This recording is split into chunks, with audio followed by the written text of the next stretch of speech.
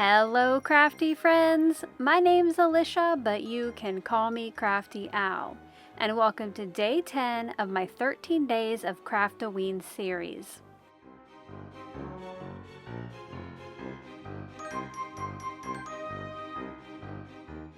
Spellbinders generously sent me one of their 2025 Halloween Advent Calendars to open and share with you here on my channel.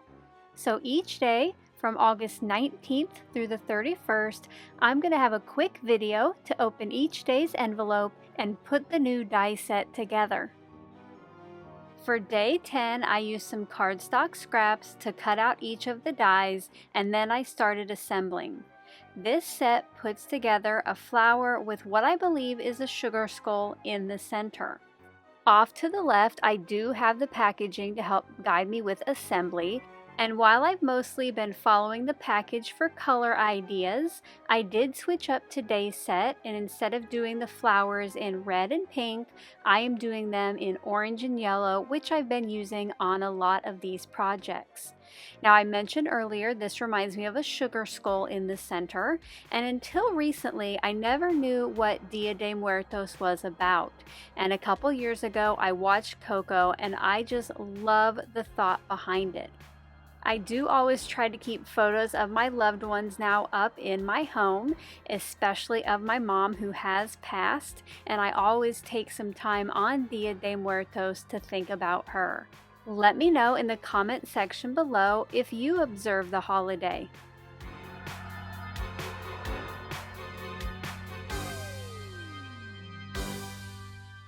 Inside the 2025 Craft-O-Ween box from Spellbinders is an orange and purple sequin mix, a stamp set with lots of great Halloween themed sentiments, and 13 envelopes.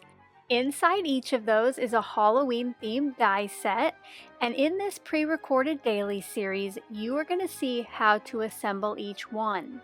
If you would like even more inspiration using these die sets, make sure to subscribe if you're not already, and then join me at the end of October for my daily live stream series.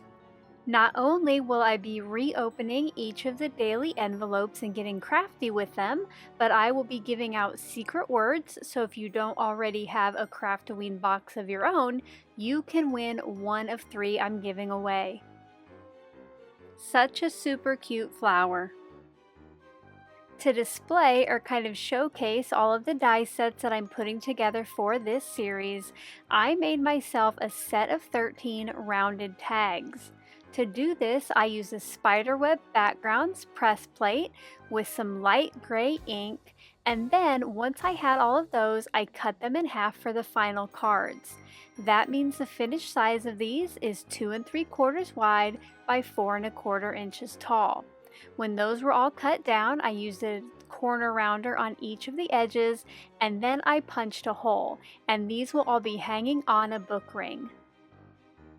To easily tell which day each of the sets was from, I also made myself some number circles using the Pip and Rank die set from Spellbinders. Once the die set and the daily number were all put together, I placed them onto the background. Now, some of the dies do hang over the edge, but I think that looks kind of fun when they're all stacked together. Here is a look at today's finished tag, and I hope to see you back here tomorrow to find out what day 11 has in store. Until then, I hope you're all having a crafty day. Bye-bye.